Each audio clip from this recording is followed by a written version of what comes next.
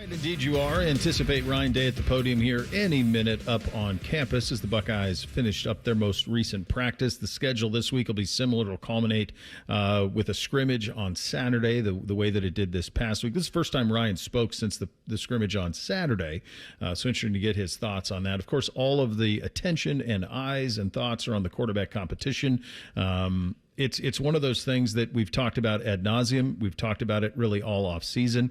It's absolutely a legitimate competition. Lincoln Kienholz has had moments. There's no question Julian Sayin has those as well. It's just a matter of choice and what you want the Buckeye offense to be, and what gives you the best. It's two things. Could it be two things too? Can it be what gives you the best chance to beat Texas and what gives you the best chance to be the best in November?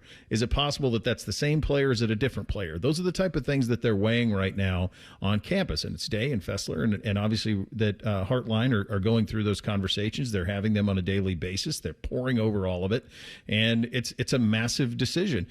I always go back to what Tim May said when we were live that Friday of the open practices when he joined us, and he said that Julian Sayin's the most gifted thrower of the football he's ever seen at Ohio State.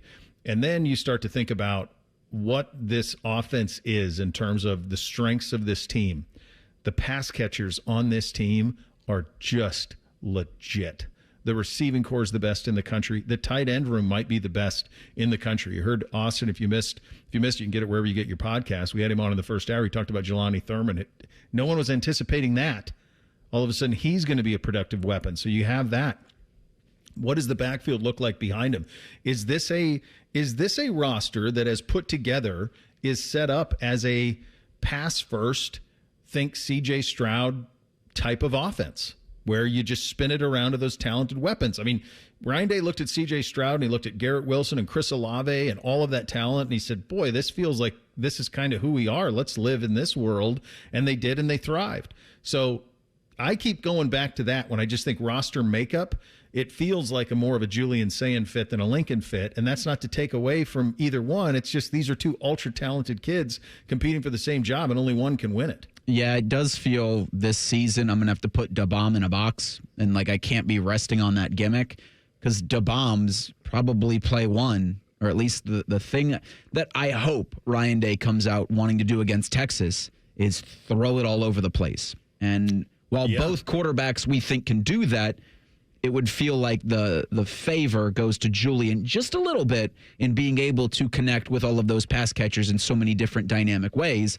And then you talk about what the threats they have kind of underneath with the tight end room, that there's never been this much talent with those kinds of players, and Claire and Kesmerick and Thurman, who was a freak of nature athlete, and now feels like he's coming along a little bit more.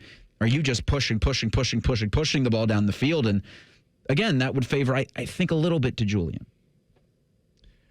I can't believe I'm about to say this, but Adam King, I thought, made a really good point on Friday when he was filling in on Rothman and Ice. Can't we just, next time, just say unnamed sportscaster from Channel 10, not Dom?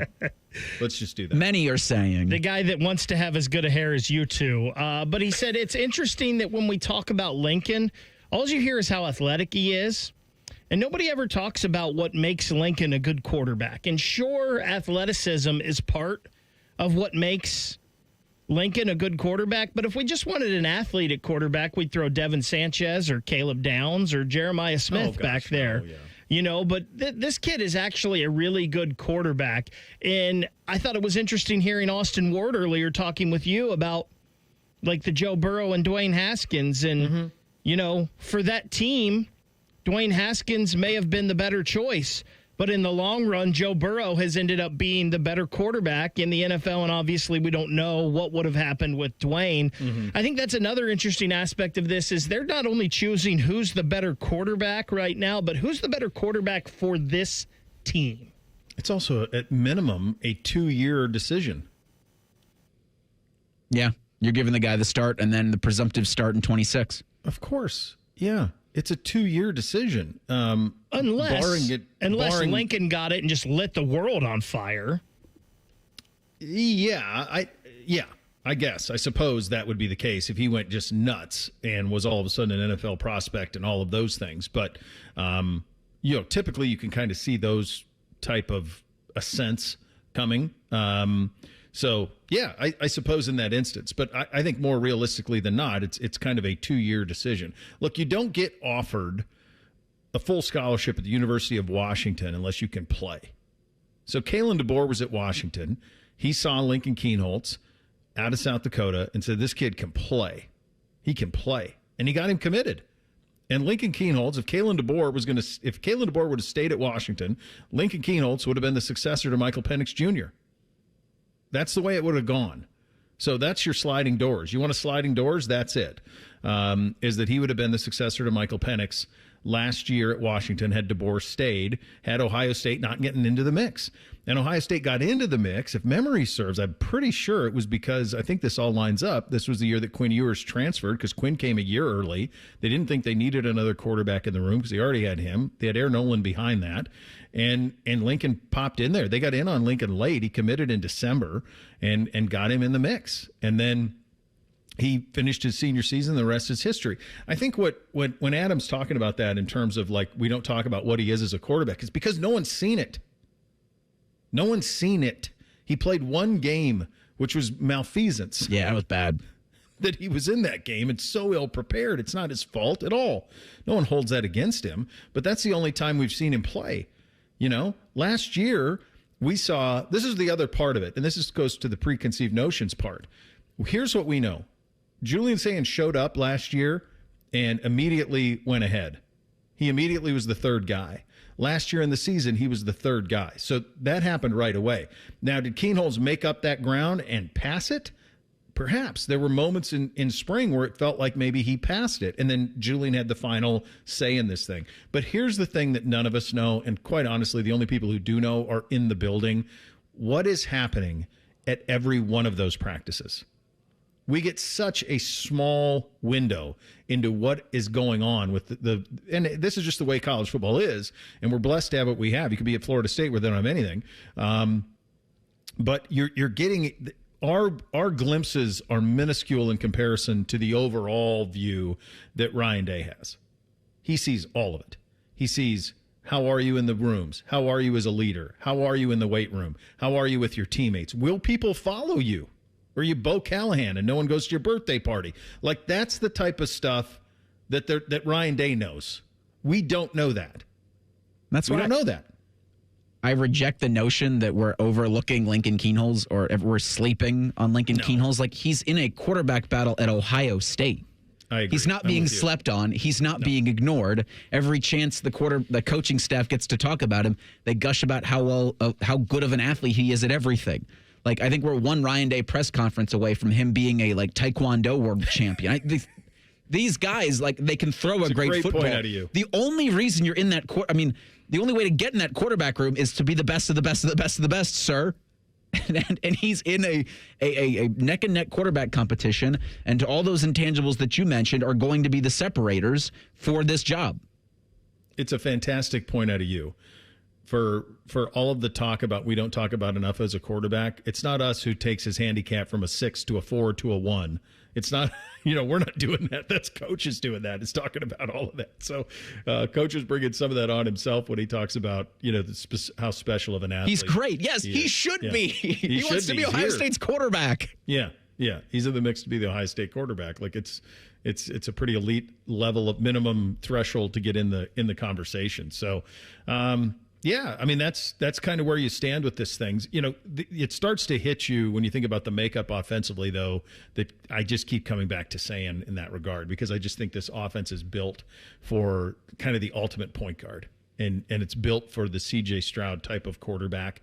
And that's kind of what Julian's makeup is. Now, we don't know what he's going to look like playing all the time either. That's the thing that makes this all so exciting. That's what makes college football this season so exciting. What are the known quantities? I mean, truly known. Like the guys that you hear the most about positively are Klubnik, Aller, and Nussmeier. Give me Drew Aller's best game. Give me his best game. Is it Boise State? Maybe. SMU? He wasn't great against Notre Dame because those first-round draft picks to the Browns didn't last then. He wasn't great in the Buckeye game. Klubnik, his juice comes from the Texas game. A loss, mind you. but it was how he played in the loss that elevated him. Nussmeier was pretty good, but when's the last time LSU played a game that mattered in November?